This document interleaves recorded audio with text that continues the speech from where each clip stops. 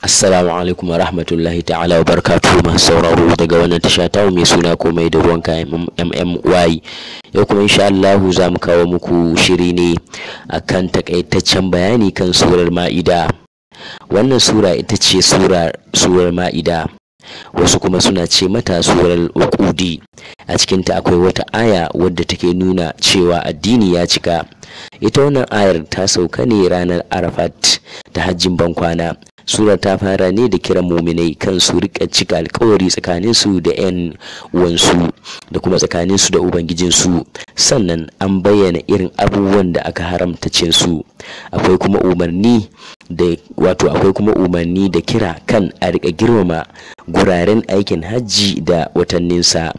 Daga nan sai bayani kan farillan alwala da na taimama, kamar yadda ta bayyana wani bangare na rashin kirkin Yahudawa da Nasara na rashin cika alkawari da warware shi, da kuma yadda ƙarshen wannan aiki nasu ya zama.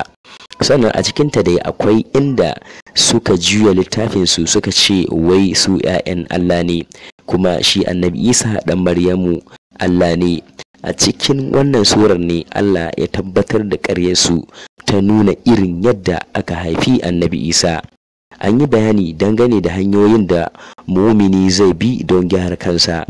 Haka kuma da akwai wata kissa mai ban tausayi game da wasu 'ya'yan annabi Adamu guda biyu, wadda take nuna ɗaukar rai ba ƙaramin laifi ba ne. Duk wanda ya aikata shi to ya fi sani cewa azabar Allah tana nan tana jiransa ranar alkiyama. Haka ma a cikin wannan surar akwai bayani game da munin fashi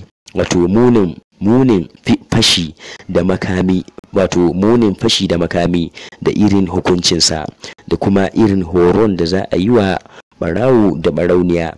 Ita ma sata ba a barta a baya ba, an tabbatar da uquba mai tsanani ga wanda ya aikata ta. Waɗannan hukunce-hukuncen kuwa an kafa su ne don a tabbatar da zaman lafiya da aminci tsakanin al'umma. A cikin wannan surar dai akwai inda aka umarci mazowa littafi, wato waɗanda aka sauka da littafi ahlul kitab, da su bi alkur'ani su yi aiki da abin da ya zo da shi, domin kuwa shi alkur'ani yana ƙara tabbatar da abubuwan da suka zo ne cikin littattafansu. Kuma shi annabi Muhammadu manzon Allah ne na duniya baki ɗaya. Littafin kuma da aka saukar masa wato yana ƙara tabbatar da abubuwan da suka zo ne cikin littattafansu. Kuma shi annabi Muhammadu manzonsa ne na duniya, wato manzo ne na duniya baki ɗaya. Littafin kuma da aka saukar masa wato alkur'ani ya game duk abubuwan da suka zo a cikin sauran littattafan, ya kuma zo da wasu sababbin abubuwa. A cikinta dai an umarci annabi da yin hukunci tsakanin mutane da abin da ya zo cikin alkur'ani. Aka ƙara yi masa gargaɗi kada ya bi son ran wani mutum lokacin yin hukunci. Ba shakka Yahudawa da Arna su suka fi tsananin nuna ƙiyayya ga muminai. Akwai kuma wasu daga cikin Nasara waɗanda suke nuna ƙauna ga muminai. Shan giya da caca da sauran irinsu an hana musulmi ya aikata su saboda illarsu game da lafiyar jama'a da jin daɗin rayuwarsu. Idan kuma mutum zai ba da shaida to lalle ne ya ba da ita kamar yadda take. Idan kuma zai yi hukunci lalle ya yi adalci. Babu bambanci tsakanin musulmi da kafiri, ko sarki da talaka, ko mawadaci da matalauci. Wanda kuma ya yi rantsuwa sannan ya karya ta to zai yi kafara ne.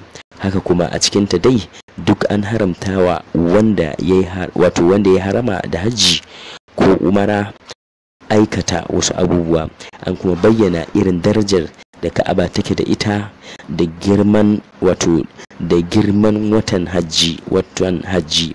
Daga ƙarshe surar ta yi magana ne game da irin mu'ujizozin da annabi Isa ya zo da su, da kuma irin yadda bani Isra'ila suka kafirce da su.